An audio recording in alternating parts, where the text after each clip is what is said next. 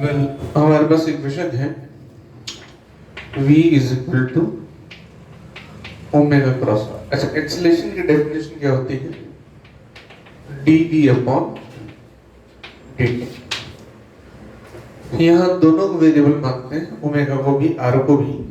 तो एक्सेलरेशन जो होता है dv अपॉन dt वो हो जाता है omega cross D are upon dt plus D omega by dt cross R. अब यहाँ इंपॉर्टेंट बात देखो, जैसे मैंने कहा था इमेजिन कर रखो ये पोल है, इस पे एक रस्सी लिपटी हुई है और एक पार्टिकल हम घुमा रहे हैं, तो ये पार्टिकल ऐसे स्पाइरल पाथ करता हुआ ट्रेवल करेगा, रेडियस भी चेंज होगी आर जिसको बोल रहे राइट। तो D R upon d T zero नहीं है यहाँ पे। अच्छा, ऐसा क्यों रखा वो अभी बताते हैं। देखो यहाँ से एक्सेलरेशन आता है a omega d are upon d t velocity d omega upon d t alpha. इतनी इनिशियल नॉलेज सबको है कि एंगुलर वेलोसिटी का डिफरेंशिएशन एंगुलर एक्सेलरेशन, आर का डिफरेंशिएशन वेलोसिटी होगा। अब एक इंटरेस्टिंग बात है इसमें, वो इंटरेस्टिंग बात क्या है वो देखो। ये जो पार्टिकल है ये घूम रहा है, ठीक है, इस तरह से ऐसे पाथ इसका जैसा भी होगा, ये O ये P ये वेक्टर आर, ठीक। अब यहाँ जरा ध्यान दो, थोड़ी देर के लिए वेक्टर साइन हटाते हैं। वैसे भी तुम्हें मैंने बताया था ये वेलोसिटी की डायरेक्शन, ओमेगा की डायरेक्शन ये रही, तो इनके बीच में एंगल कितना 90, अल्फा की डायरेक्शन भी ये और आर की भी, ओमेगा और अल्फा इधर, यानी ये एंगल दोनों में 90 होगा। तो मैं लिख लेता हूँ a equals to omega v plus alpha R. अच्छा, v equals to omega r होता है तो ओमेगा बनेगा v बाई आर। तो a हो गया v square by R alpha R. इस चीज से तुम पहले से परिचित हो, v square by R centripetal acceleration alpha R. दोनों को पहले मैं अल्फा आर को समझाता हूं, देखो क्या चीज है। ये पार्टिकल है, ये एक्सिस है, यहां से थोड़ा सा घुमा,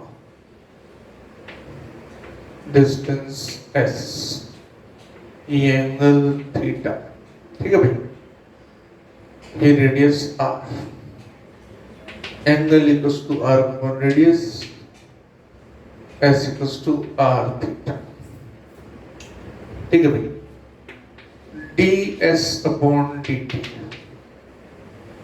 r d theta upon dt। मैं ऐसा मान रहा हूं कि इतना स्मॉल है कि अभी रेडियस में चेंज नहीं आया है, ये बनेगा velocity r d theta upon dt। अब ये वेलोसिटी इस डायरेक्शन में है, इधर। अब मैं इसको दोबारा डिफरेंशिएट करूं dv अपॉन dt, तो it must give tangential acceleration, क्योंकि वेलोसिटी भी कहां है, टेंजेंशियल है। तो उसको दोबारा डिफरेंशिएट करें बिना वेक्टर के, r t square theta upon dt square, ये क्या बन गया at और ये है अल्फा r, ये tangential acceleration. v square by r radial acceleration towards centre. अच्छा, यानी कि इसको मैं ऐसे लिखूं v square by r r cap alpha r t cap. Net acceleration जो है रेडियल एक्सेलरेशन और टेंजेंशियल एक्सेलरेशन का सम है। अच्छा, अब ये बात तो तुम समझ ली, टेंजेंशियल एक्सेलरेशन मतलब सीधी बात, टेंजेंशियल एक्सेलरेशन होता है अल्फा आर। रेडियल या सेंट्रीपिटल तुम पहले पढ़ चुके, v स्क्वायर बाई आर होता है। अल्फा आर इस तरफ होगा टेंजेंशियल एक्सेलरेशन, ये तुम्हें इस डायग्राम से समझ में आ गया। अब मैं थोड़ा सा पीछे जाता हूं, क्योंकि रोटेशन मोशन और सर्कुलर मोशन आपस में इंटरलिंक रहते हैं। हम ये तो जानते हैं कि सेंट्रीपिटल एक्सेलरेशन जो है 2v²r होता है, लेकिन डायरेक्शन टुवर्ड सेंटर होती है, ये बात हजम नहीं होती। चलो चेक करते हैं।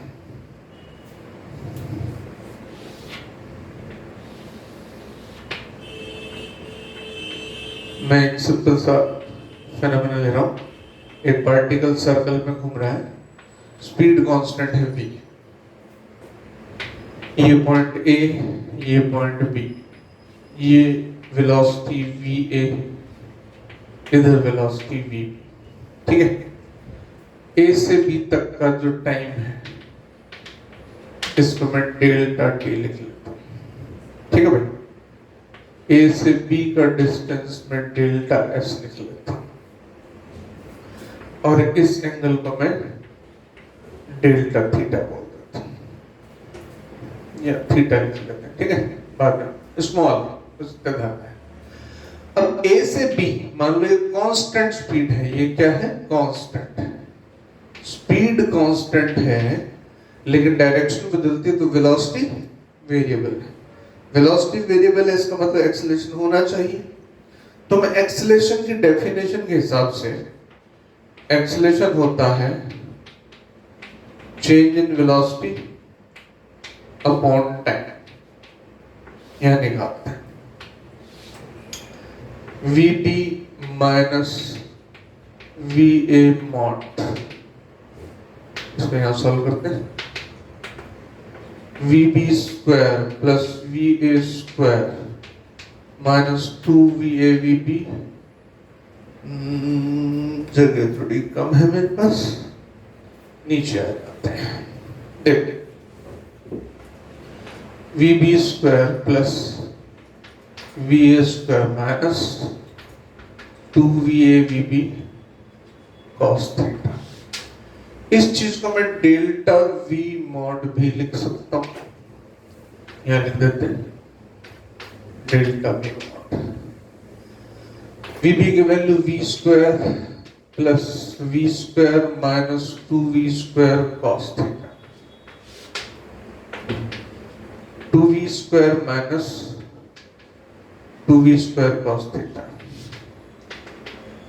2v² 1 minus cos theta. 1 minus cos theta को तुम सब लोग जानते हो, लिख सकते हैं 2v² 2 sin square theta by 2। तो यहां से delta v mod, I hope तुमको सबको मालूम होगा, 1 माइनस cos थीटा को 2 sin स्क्वायर थीटा 2 भी लिख सकते हैं। ये आ गया 2v sin theta by 2 delta p। अच्छा, अब एक बात देखो, यहां से यहां तक का distance delta s upon delta v delta t हो, बराबर। इसको ऐसे समझो, डेल्टा s टाइम जो है डिस्टेंस अपॉन स्पीड हो गया, ठीक। अब मुझे टाइम की वैल्यू रखनी है, यहाँ पे डेल्टा भी मैंने यहाँ पे निकाल लिया, अपॉन डेल्टा टी रखना है। इसको सिंपल तरीके से भी रखा जा सकता है, टाइम जो है उसके बाद हमें एक्सेलरेशन मिलेगा delta T delta S upon delta we. अच्छा, ये जो डेल्टा एस है एंगल आर थीटा हो गया, delta T R theta upon, इसको कांस्टेंट स्पीड मान लेते हैं, ठीक है, ज्यादा आसान है, आर थीटा अपॉन वी। तो डेल्टा टी हो गया आर थीटा अपॉन वी। अब फाइनली यहां पे आते हैं, यह है delta we mod upon delta T, 2v sin theta by 2 upon R theta by V. अब मैंने ये स्मॉल लिया था, स्मॉल एंगल्स के लिए you know very well sine theta approximately theta, तो उधर जो टर्म है ये वाले टर्म ये हो गई, इस डायग्राम को रब कर देता हूं इस सेक्शन, ठीक है। ये जो टर्म है ये वाली ये मॉड है, ठीक है। ये होगा 2v theta by 2, small angles के लिए साइन थीटा अप्रोक्सीमेटली थीटा, तो theta by 2v, theta by 2 होगा r theta by v, theta से थीटा कैंसिल, 2 से 2 कैंसिल, ये होगा v स्क्वायर बाई r। ये दो एक्सेलरेशन का मैग्नीट्यूड आ गया। अब इसकी डायरेक्शन देखो, डायरेक्शन के लिए मैं डायग्राम थोड़ा सा बड़ा बनाता हूं, देखो तो बात समझ में आ जाएगी। अच्छा, एक्सेलरेशन की डायरेक्शन, एक्सेलरेशन है vb minus va upon delta t। अब मैं तुमसे एक बात पूछूं, दो वेक्टर्स है b और a, b की डायरेक्शन यहाँ है, a की डायरेक्शन यहाँ है, कहीं नहीं है ना, तो b माइनस a की डायरेक्शन b के अलॉन्ग होगी, a के अलॉन्ग होगी, कहीं भी हो सकती है।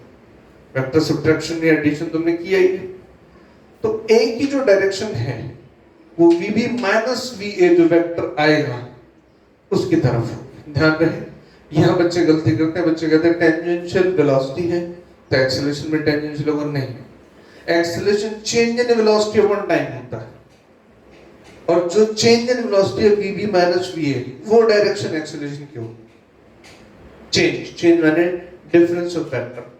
तुम अगर a b c वेक्टर लेते हो और तुम a में से b को सब्ट्रैक्ट करते हो, c आता है, जरूरी थोड़ा है कि c a और b के अलॉन्ग ही आएगा, कहीं भी आ सकता है, डिपेंड करता है वैल्यूज पर, एंगल्स पर। तो a की जो डायरेक्शन है वो vb माइनस va की तरफ है, ये va है, ये vb है। मुझे vb माइनस va की डायरेक्शन चाहिए, तो एक काम करता हूं, इसको मैं उल्टा बना देता हूं, माइनस va, और इस लाइन को यहां ड्रॉ कर देता हूं। अब ये दो, इस पॉइंट पर दोनों वेक्टर्स मिल रहे हैं। आई होप तुम इतना जानते हो, दो वेक्टर्स हैं, एक वेक्टर ये a और एक वेक्टर है b। अगर दोनों का मैग्नीट्यूड सेम है तो रिजल्टेंट इनके एंगल बाइसेक्टर के अलॉन्ग जाता है, और इनका एंगल बाइसेक्टर इस तरफ जाएगा, ये वाला। ये डायरेक्शन है किसकी, vb माइनस va की, vb माइनस va माने a की डायरेक्शन। और ये कौन सा एक्सेलरेशन है, रेडियल। रेडियल एक्सेलरेशन माने सर्कुलर मोशन में उस एक्सेलरेशन का मैग्नीट्यूड कितना, v स्क्वायर बाई r, और डायरेक्शन टुवर्ड्स सेंटर, ये ध्यान रहे।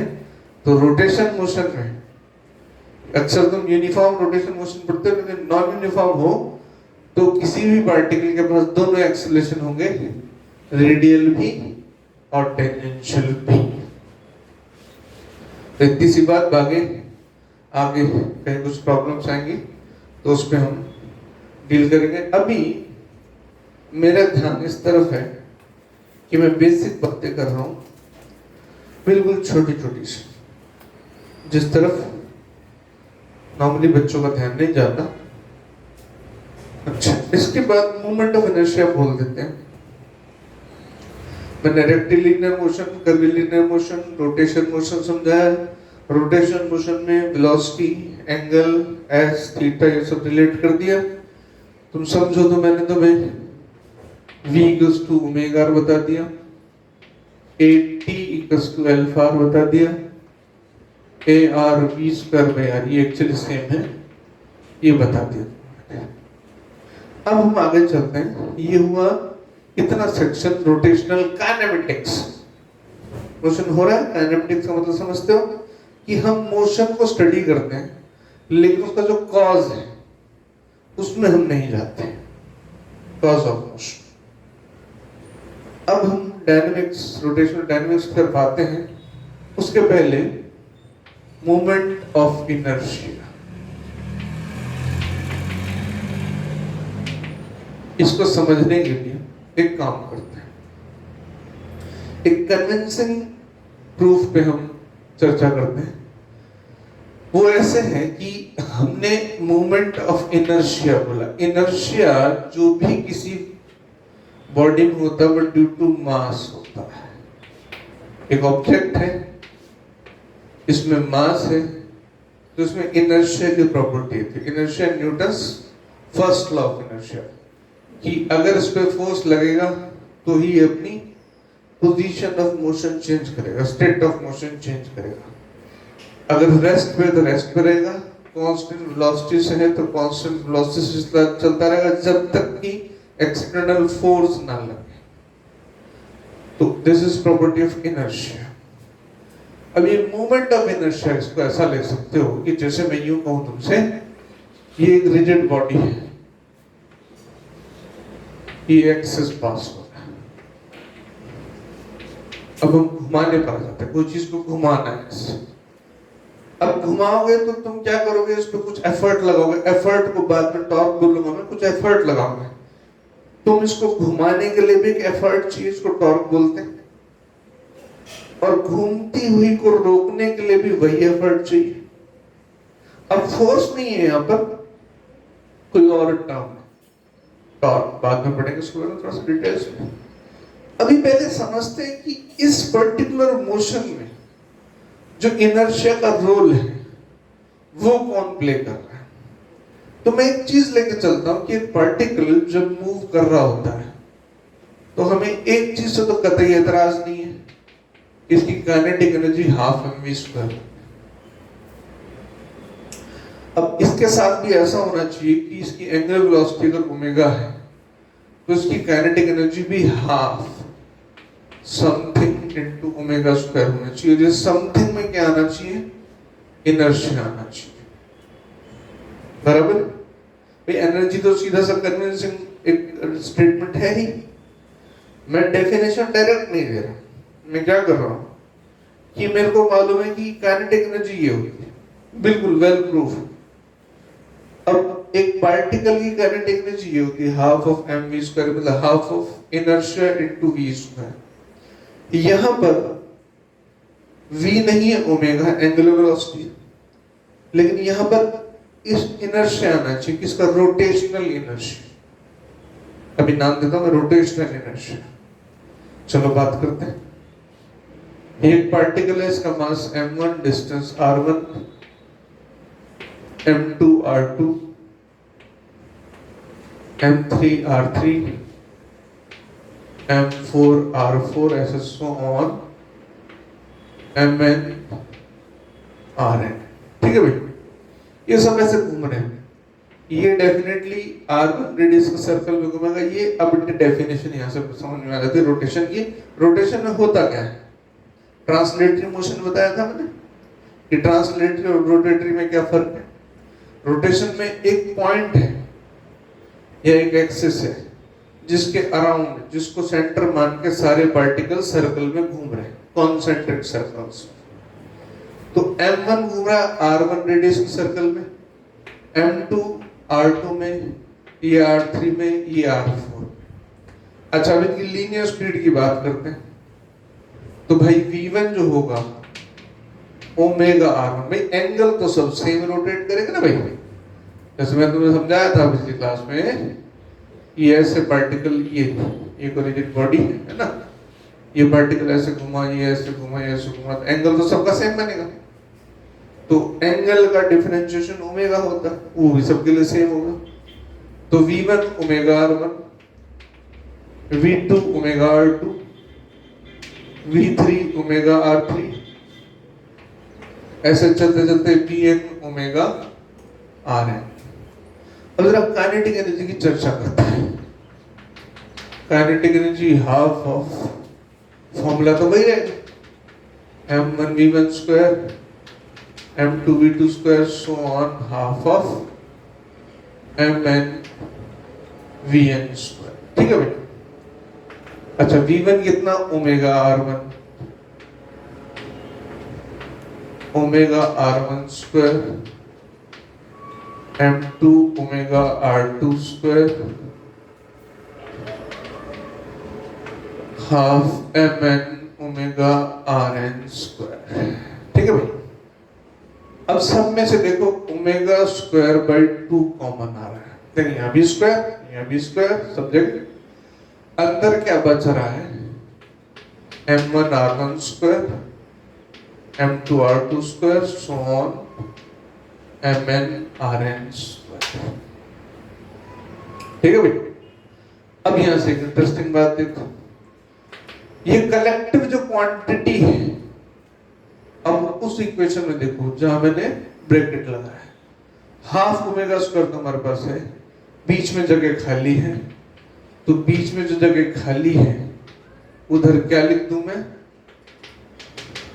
Summation of M I R I square. अब ये जो है M I R I square summation, ये रोटेशनल इनर्शिया है जिसको मोमेंट ऑफ इनर्शिया बोलते हैं, जिसमें एनर्जी होती है। इनर्शिया का जो कंसेप्ट है वो बड़ा इंपॉर्टेंट है कि ड्यू टू इनर्शिया कोई पार्टिकल काइनेटिक एनर्जी कैरी करता है। ये हो गया मोमेंट ऑफ इनर्शिया। तो बेसिक डेफिनेशन हो गई मोमेंट ऑफ इनर्शिया की कि अगर हमारे पास n पार्टिकल्स हैं और किसी एक्सिस से उनके डिस्टेंसेस r1 r2 r3 ऐसे हैं, तो उस सिस्टम का मोमेंट ऑफ इनर्शिया I से डिनोट करते हैं, m1r1 square m2r2 square so on mnrn square. इसको ऐसा भी लिख सकते हैं mathematically, summation M I R I square I equals to 1 to n, right. अब तुम्हें ये बात मालूम होनी चाहिए कि समेशन जो है, अगर डिस्क्रीट पार्टिकल सेपरेट, हमारे पास defined particles, particle 1 particle 2 particle 3, तो सबको अलग अलग करके ऐड करते हैं तो वो समेशन होता है। लेकिन अगर बॉडी कंटिन्यूअस जैसे नॉर्मली होती कि एक और दो पार्टिकल में तुमको डिफरेंशिएट ही नहीं कर सकते, तो उस कंडीशन में जो समेशन होता है, समेशन, वैसे इंटरेस्टिंग बात बताऊं कि इंटीग्रेशन जो है, इंटीग्रेशन का सिंबल समेशन का जो पहला वर्ड है s वही है। तो समेशन जब क्लोज क्वांटिटीज के लिए हो जाता है तो वो इंटीग्रेशन हो जाता है, और एम आई की जगह हम लिख देते हैं डी एम आर स्क्वायर। यानी अब हम एक एक पार्टिकल में ढूंढेंगे, छोटा सा एलिमेंट, बिल्कुल छोटा सा एलिमेंट डी एम ले लेंगे, उसके distance R, D M R square, इस तरह से निकालते हैं। अब वो एलिमेंट जो डिफरेंट सिचुएशंस हैं, जैसे एक रिंग है तो उसमें एलिमेंट एक छोटा सा टुकड़ा लेते हैं, डिस्क में उसी एक छोटी सी रिंग लेते हैं, वो element according to the mathematical comfort हम वो एलिमेंट उस तरीके से चूज करते हैं। वो मोमेंट ऑफ इनर्शिया के डिटेल्स में मैं अभी नहीं जा रहा कि डिफरेंट, वो तो बुक्स में लिखा भी रहता है, पूरी डेरिवेशन रहती है कि moment of inertia different quantities का किस तरीके से हम निकालते हैं। ठीक, मैं बात करूंगा यहाँ पर थ्योरम्स की।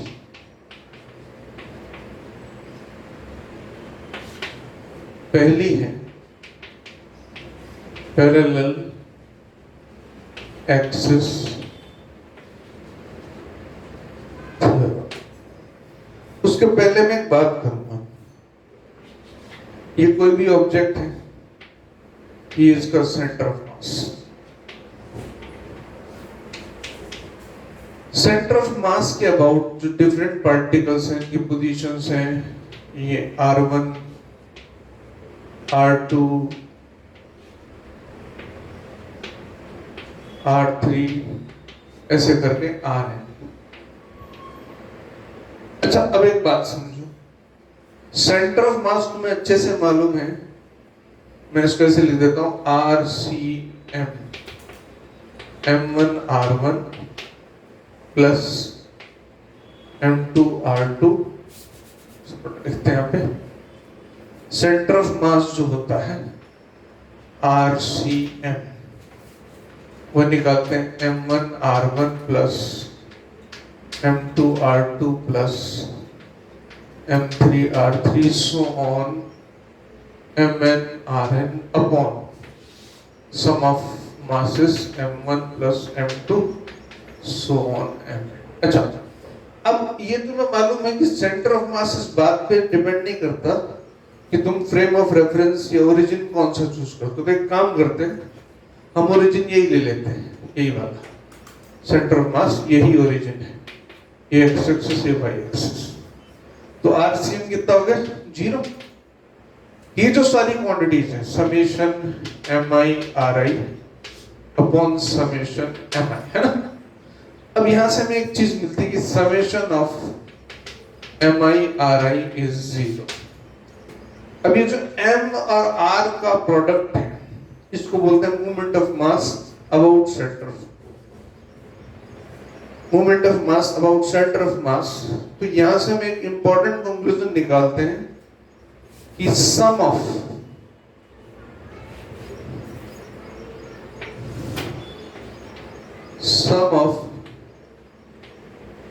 movement of masses about center of mass is 0। यानी सेंटर ऑफ मास से तुम पार्टिकल्स के मासेस और उनकी पोजीशंस का अगर मल्टीप्लिकेशन करते हो तो सबका सम 0 आता है। ठीक है, ये सेंटर ऑफ मास में तुम पढ़ चुके होगे। अब मैं पैरेलल एक्सिस थ्योरम बनाता हूं। ये मैंने क्यों बताया अभी तुम्हें समझाता हूं। ये टर्म मुझे काम में आने वाली है।